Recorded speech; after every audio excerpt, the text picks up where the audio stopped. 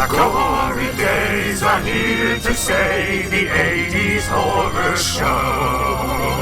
Take a stroll down memory's lane, it's time to start the show. The Gory Days, the Gory Days, the Gory Days. The Gory Days. Welcome to the Gory Days, the show where we take a stroll down memory lane. It used to be from the 1980s and early 1990s, but I'm so tired of talking about that. Whatever. Anyway, today is a very special episode of the Gory Days. You might have noticed the episode title. This is usually a podcast where we talk about movies primarily. I guess it's like not necessarily by my little log line, the show where we take a stroll down memory lane to remember our favorite. No, it's definitely movies. But this is a very special one because I don't know if you were watching, but American Horror Story has a new season. I don't know when I heard about it. I was definitely late to the party. But yeah, American Horror Story has a new season out. The newest season is subtitled 1984. Let me roll back for a second.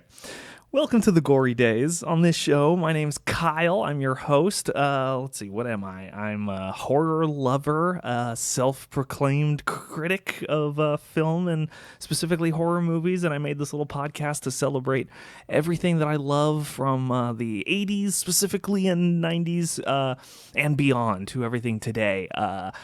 But today's a very special episode. Like I mentioned, I can't say that enough because I'm talking about American Horror Story, the TV show that's taken FX by storm. If you've been living under a rock on Mars recently, you probably don't know that American Horror Story is an anthology horror show. And what does that mean? An anthology horror show essentially means that the actors play different characters in different seasons. Each season is a self-contained mini-series, if you will, with a beginning, middle, and end that finishes, which I frankly love. Self-contained things like that don't stretch on for like 10, 13 seasons. I'm looking at you, Supernatural.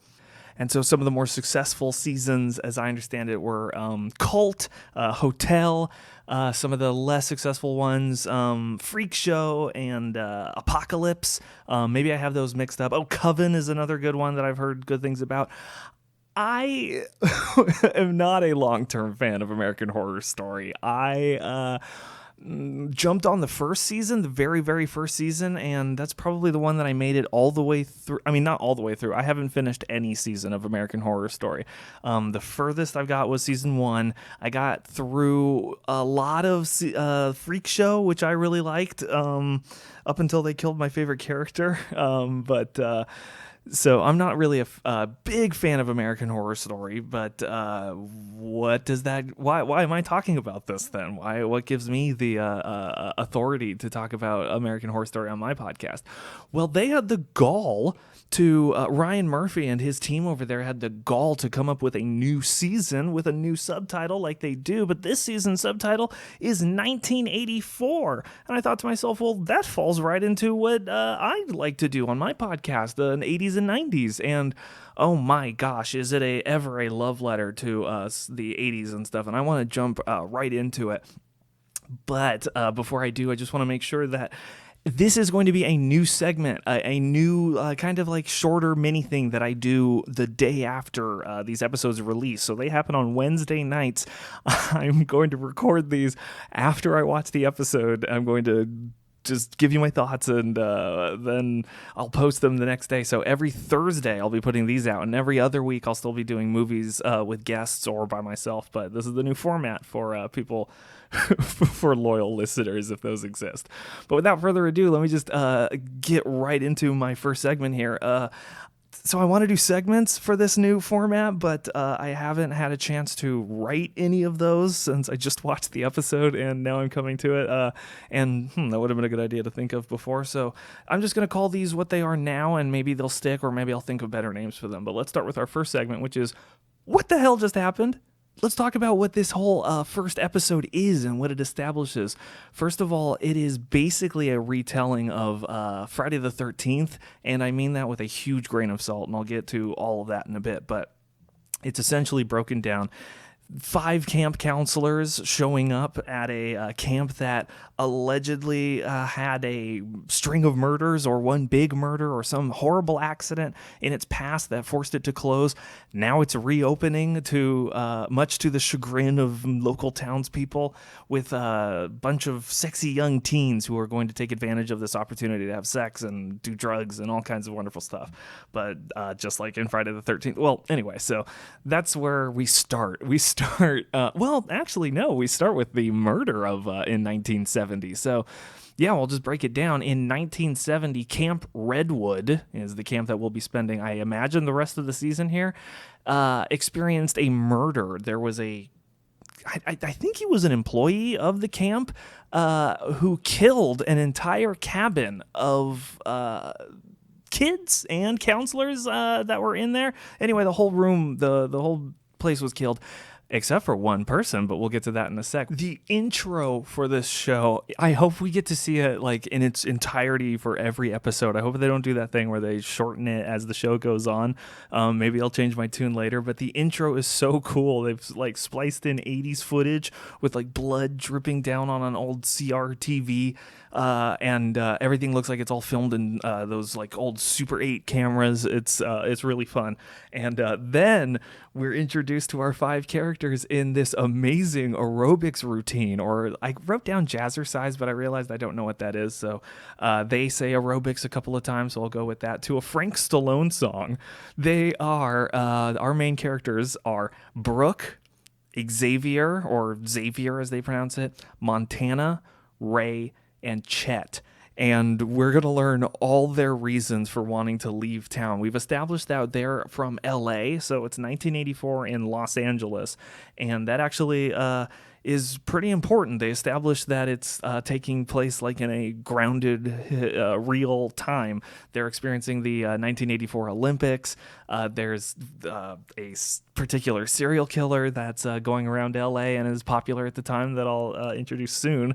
But we learn all of their reasons for wanting to leave LA at the time. And so Xavier, who says he's an actor, has been hearing all about like the Night Stalker, who was a real murderer and eventually was convicted of 13 murders in 1989. Xavier wants to leave town to escape that for the summer. Ray is interested in leaving to escape the LA rush of the 1984 Summer Olympics and all of that. They want to be out of town. He wants to be out of town to avoid that. Chet hates the International Olympics Committee, because we kind of get this fleshed out, and I'm sure we'll see some more of it, but that I guess he was on a team and he was on track to be in the Olympics, but I did not write down for what event or what sport. He just seems to be like an all-around athlete, maybe a wrestler or something, just the way he's built, or I don't know, but he was supposed to be in the Olympics, and he hates the Olympics now because he was kicked out for drugs. He says, allegedly, they found 0.001% something in his blood, and that disqualified him, but that's his reason for leaving. Montana's reason just seems to be that she wants to have fun, unless I missed something, but Brooke's reason is yet to come. So the Night Stalker is Richard Ramirez, was a real person in Los Angeles, kind of like the Zodiac Killer was for the Bay Area, or Son of Sam was for, LA again. Jeez, poor LA. He apparently was like one of those old school Satanists, not the new Satanists that are all about equality and actually are decent, normal people. He was a crazy person, and I use that term with, once again, grains of salt, because they treat crazy people in an 80s way in this movie. But he assaults Brooke. Brooke is in her house, and she's looking at a ring that I can only assume has way more importance that we'll find out later with the show. And she puts it away, and she goes to bed. And this guy, not that we know he's the Night Stalker, he's just in her apartment, and he robs her. He takes the ring and the jewelry, and then he says something like, "You'll be famous. You'll be killed by the Night Stalker." And then thank God her neighbor like hears that and bangs on the door and says the cops are on the way. And the Night Stalker's like, "I'll find you. Satan's hand will guide me." And he leaves, and it's just like, oh my God. if nothing else, it does feel very 80s. And I feel like I'm going to say that phrase a lot. So then that's when we cut to all of them are in like the mystery machine, basically, as they're driving down the highway, smoking drugs and just talking about how they're going to live it up all summer. And then wham, they hit a hitchhiker, a drifter, just standing in the road or walking or running. We don't know. These teens were being neglectful, as teens are wont to do in 80s horror movies. It's already so good. And naturally, just like in... what I Know What You Did Last Summer, and I'm sure there's an 80s example, but these teens are not the responsible type, so they just scoop up this drifter, this hitchhiker, and they continue on their merry way. And that's when they get to the mechanic. And so if you've seen Cabin in the Woods, it's a fantastic movie if you haven't seen it. It's a love letter, and I've mentioned it a couple times on the podcast, but it is a major love letter to 80s movies, just like I imagine this whole season's going to be. And this this first episode falls into a lot of those tropes that they established. Specifically, what I think is called the Harbinger is this guy that's supposed to deliver. It's just part of the horror movies trope, is the guy delivers the message of, you're gonna die, don't go, don't you know what you're running into, that they don't listen to because they're hubris, haughty teens. But one thing I forgot to mention is when they're at the gas station, Xavier, for whatever reason, calls his voicemail to check on what's going on, and he's got a cryptic, scary voicemail that says something gross, but implies that he's being blackmailed, possibly for being gay. We'll see what happens with that. But the other thing that the hitchhiker says before, I think he says it when he's getting scooped up off of the highway to Brooke, is he says, "I tried." So I can't wait to see what happens with that. I'll make a note of that. Here, I'm going to highlight it right now so that when it pays off in like episode 25 or whatever, I don't even know how long these seasons usually are. Anyway, the gang continues from the mechanic to Camp Redwood, the same camp from the opening scene from 1970s, but I guess we finally get a name for it. I don't remember if we got the name back in the flashback, but probably not. And that's where we meet Margaret Booth, chopping wood. She's the owner of the camp, I guess, and she's kind of our proxy to, I forget his name, but in Friday the 13th, the camp counselor, I'm pretty sure, is wearing like Daisy Dukes and is also chopping wood, so that's a fun nod. There's a bunch of nods. I'll get to those later. So Margaret gives the counselors a tour of the camp, and we get a great line that Xavier says, just lays it out there. It's 1984, beat.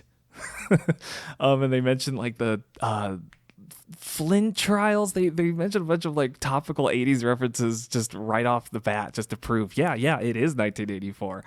And anyway, we get to eventually meeting the nurse, who is I want to make sure is a woman, is a trans woman, and God, I'm never going to do that right, but it's maybe anachronistic for the time, especially if this is going to be like a children's camp. I'm pretty sure, like, God, as awful as it is, I think that was like I'm thinking like the 50s deviancy, but still, it's striking in a good way. This nurse is named Rita, and she's already got like kind of an attitude to her. We'll see what happens with her. It's gonna be sad when she dies, or turns out to be the murderer or whatever. But she's the one that tells us the story of Mr. Jingles. Oh boy. Okay. The name Mr. Jingles is scary, I suppose, but his story is it's fun. Like, I can't tell what's real and what's not yet. A lot of this could be urban legends and just stuff that people have made up. But what we hear from this story is that Mr. Jingles was at one point known as Benjamin Richter. He's a veteran, so we can only assume he's from the Vietnam War or the Korean War. But she says that he loved killing so much that he did a second term just for the fun. He went back after his term was up.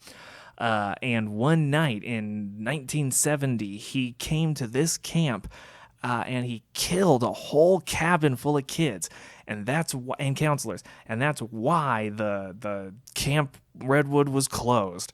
All 10 of the campers were killed, and that's when Margaret Booth, the owner, comes out and goes, only 9 were killed. And they're like, what? She pulls her she pulls her hair back and she's missing her ear, which is a totally normal and acceptable trait for a person to bear in this day and age. But in the moment and in the context, it is shocking because the Mr. Jingles' MO is not only to kill his victims, obviously, but he also cuts off their ear, which I feel like is kind of a loose Ed Gein Leatherface reference of making jewelry with it. I just thought about that. There's a connection between the jewelry in Brooks' thing that Night Stalker wanted and the jewelry that Mr. Jingles carries around in the form of ears on like a necklace, or I guess his own keychain.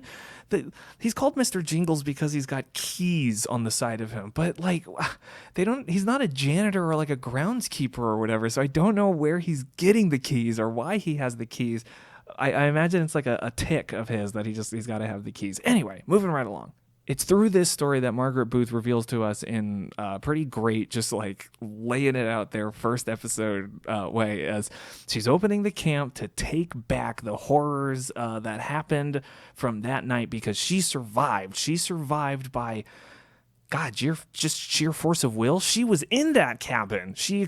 Margaret Booth explains that she was in the cabin that night, and that's why she's missing her ear, and that's why she's opened this camp again with, I guess, there's kind of a throwaway line of her late husband, Walter, left a bunch of money to her, and that's how she was able to buy the camp and reopen it to take back the horrors from that night and turn it into something positive, take the darkness and make something bright. But what else came out of it is she's like a born-again Christian from this experience. We don't really know a lot about her before that horrible night, but afterward, because of it's pretty, it's great, and also it shows where the show stands on faith, that she's a born-again Christian because she believes she saw Jesus when she was on the brink of death that night, and it's revealed in flashback that she was looking at just a porch light, that she happened to be laying down in her nigh-dead state looking at a porch light, and that's what she interpreted as Jesus, and who's to say it wasn't? I don't know, but the show certainly wants to say that no, you were just looking at a light. It's a weird stance to take. The last thing, we actually learn a lot in that campfire story. The last thing we learn is that Margaret Booth is the one responsible. So not only did she survive that horrific event, she's the one responsible for putting him away. She testified, she was the star witness. It only took the jurors an hour to put him away. And apparently that's where he's been since 1970, rotting away in an insane asylum, we can only assume. So then the teens are hanging out in their cabin, and that's when we meet Trevor, the activities director. And oh boy, do we meet Trevor. There's a lot of male body objectification in this movie, in the opening aerobics scene, and in this Trevor walking in with his hog. Oh man, I want to hate the guy, but there's something still kind of likable about him because he's not actively, because I've watched a lot of these 80s movies, and there are some pretty awful people. I'm thinking about Heathers, I'm thinking about Chopping Mall, but this one, he's pretty hands-off, and he waits until the horniest among them, Montana, starts putting the moves on him, and they go out to a lake to skinny dip. We never get a good look at either of them, but hey, that's FX for you. And we see a couple of POV shots. We saw some POV shots when we first met Trevor, when he was just meeting them in the cabin. And then we get a shot of there's a truck with its headlights on, and then they turn off when they're skinny dipping, but only Montana sees it because, once again, I know it's whatever. It's the 80s, and he's a very giving lover. He's very generous, and he's under the water for reasons, and that's why he doesn't see the car or understand why Montana wants to get out of the water so quickly. I can only assume. Well, I'll get to that later. So that's when we get the insane asylum I don't know where it is. It's got to be somewhere close within driving distance, certainly, which I guess could be miles, but it seems like people get around. The sunlight doesn't change, so they get around pretty quickly. The insane asylum has like a jailbreak. There's an air raid siren, and there's okay, God, I hate when they do this, but once again, I'm gonna chalk it up to the 80s. But that an insane asylum is just full of basically scarers from Halloween Horror Nights or Not Scary Farm. They'll just run up to your car and go, and then if you just don't react, they'll be on their way. But they're mostly harmless. They just kind of wave their arms around. It's a poor representation of mental health, and these institutions and these services ideally don't just herd them like cattle like that and blare an air raid siren, which I imagine is kind of triggering to at least a couple of the ones there. But anyway, the reason I don't know if we get her name, but there's a detective or a police officer or somebody. I don't know her title. I don't know who she is. But she arrives on the scene and she asks, what happened here? And we find out that, Mr. Jingles got out. He did the old, I hanged myself. He did the Jeffrey Epstein. He hangs himself in his prison cell. And so an orderly comes in and... surprise, he's not actually dead, obviously. He rigged it up so that it looked like he was hanging, but he actually had some extra bed sheet around his chest, so he was fine. And so he chokes the orderly to death, takes his keys, opens up a purge button. Like you hit the big, once again, just like in Cabin in the Woods, you hit a couple buttons and all the cells in this asylum open up. Once again, these are very clearly like jail cells. They should be rooms, but they really have the sense of like every room here it's its own padded cell. Let's see. That's when we cut back to the mechanic for seemingly no reason, because now that Mr. Jingles is out of the insane asylum, we got to catch up with him. So long story short, he dies. He gets crushed by the car. And it's not clear if Mr. Jingles stole his clothes, but he definitely stole his truck, because we see him arrive at Camp Redwood. And that's pretty much where his story ends for this episode, which is interesting because he arrives then. But there's definitely some big implications, because when everyone else is watching the LA Olympics, the torch being carried by Rafer Johnson, they get in kind of an argument, the five counselors, and Ray gets his hand cut when Chet has some roid rage and throws a can at him. And so he goes to clean that up.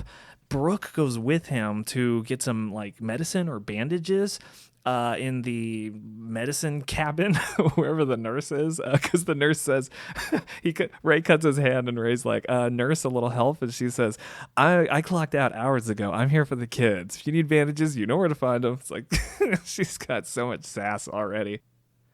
But that's when Annie is... Annie. She honestly, I kept thinking it was Annie from what is it? Community.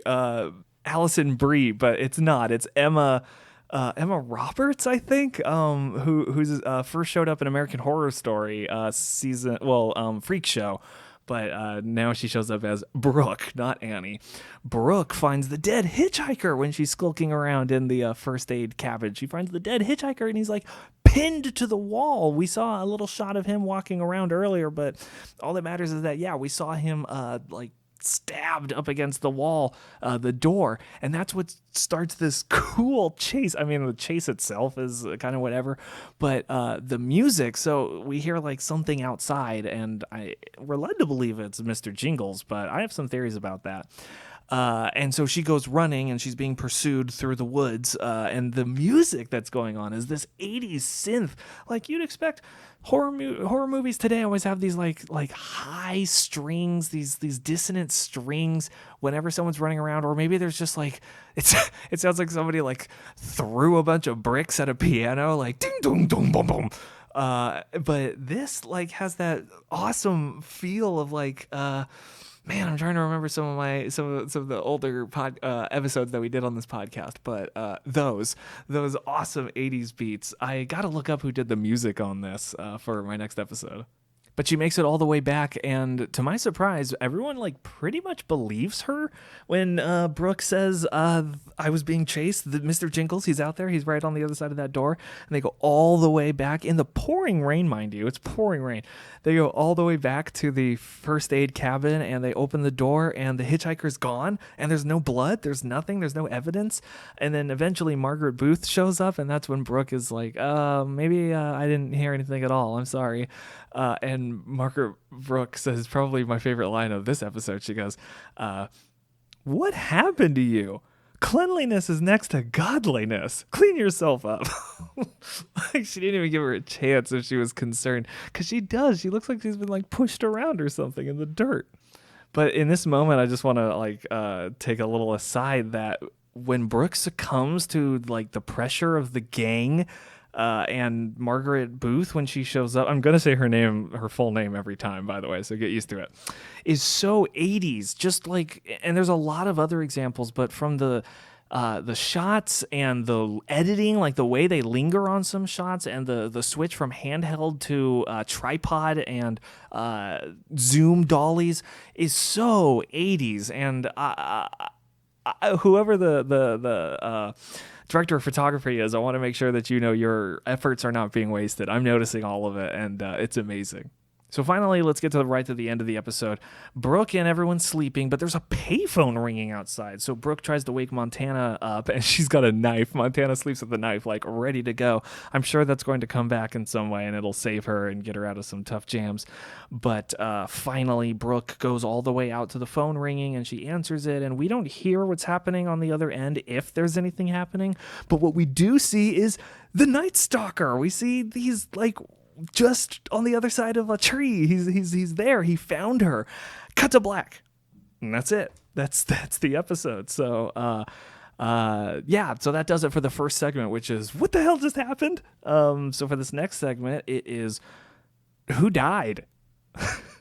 So in this episode, there's only 4 deaths, unless you count all 9 people in the cabin in the 1970 murder, in which case there's 9, 10, 11, 12 deaths. So why don't we count those? So yeah, in the opening, 9 people, kids, I can only assume, and counselors are killed. The mechanic is killed later in this episode. The hitchhiker is killed, allegedly. His body's gone. Who knows if he's still alive or not. And the orderly that Mr. Jingles strangled to death before stealing his keys and getting out of there. So a pretty light, I mean, given 9 children or so died, it's kind of a light who died this week. I'm really loving the inspiration that they're drawing from past horror movies. I can really feel the inspiration to Friday the 13th and the fact that this is a camp also surrounding a lake, Camp Crystal Lake in the case of Friday the 13th, Camp Redwood in this case, and also similar circumstances that it was closed a number of years ago because of a major catastrophe, a tragedy, in this case, a murder of 9 people, children, and in Friday the 13th, 1 accidental death. But I'm also loving the mix of like Mr. Jingles is kind of more of a Halloween Michael Myers XP in that like he's been incarcerated for a long time and he's got this blood vendetta to get the one that got away, the unfinished kill, the star witness that put him away, the one that put him in this hellhole to begin with. So those are the main references to classic 80s horror. I've referenced a couple here and there, but I'm looking forward to seeing how they incorporate some more, like maybe Evil Dead or some stuff. The things that this show could play with based on past American Horror Story seasons, the mind boggles. But I think the last segment that I'm going to do on here, I don't know what to call this one. I'm going to call it just... theorize this. I don't know, but I only have 2 theories for this one, and my first theory is that the hitchhiker is not dead. Is that the hitchhiker, something about what he said I tried, and that the hitchhiker's body disappeared and there was no blood to speak of at all, makes me think that the hitchhiker has more to do in this story. Something just doesn't rub me the right way about him being the first death. Well, I mean, there's 9 people that are the first death, but you know what I mean. I can't say that enough. My second theory is that Trevor, the athletics director or the activities director with the the major piece, and Xavier have some kind of history together in a romantic sense. And I say this because of one shot where Montana asks Trevor where she's seen him before, and Trevor answers, "Oh, I teach a something class at Marina Del Rey. Maybe you've been there. You look kind of hot. You're pretty hot." Xavier in that moment during those lines kind of like flashes him a look and is just like, there's jealousy, I think, in that look, but we'll see if Trevor swings both ways and if Xavier has a past history with him. But that brings me to my final segment, which I'm not going to rate every episode. That seems ridiculous and pointless because I don't have the context of the rest of them. I'll rate the whole thing when I'm done. So instead, I'm going to. I once again don't have a name for this, but it's just the end status. And that is that. So at the end of this episode, Mr. Jingles has arrived at Camp Redwood.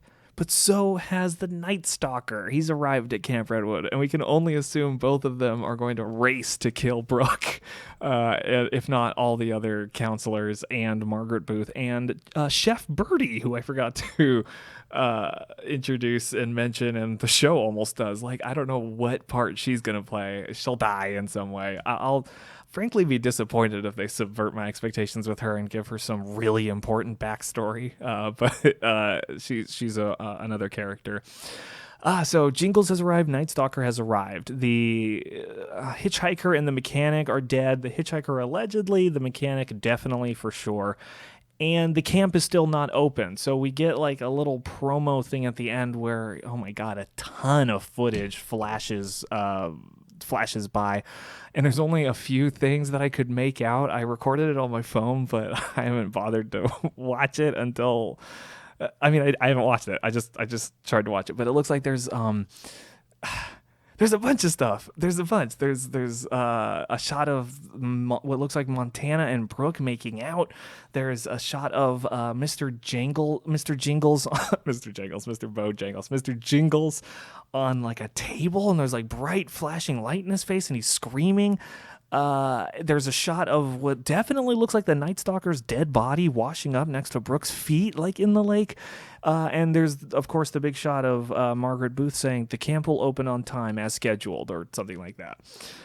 And that's the first episode of American Horror Story Season 9, 1984, Episode 1, the pilot. I'm going to be releasing another episode of these every week, every Thursday, the day after, so make sure that you watched it too. Otherwise, you'll be getting everything spoiled. I probably should have said major spoilers at the beginning. Other than that, we're all done here. You are free. Enjoy your morning or afternoon or evening or breakfast or work or whatever you're doing.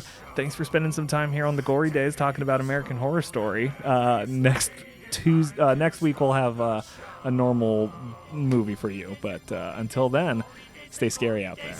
The Gory Days.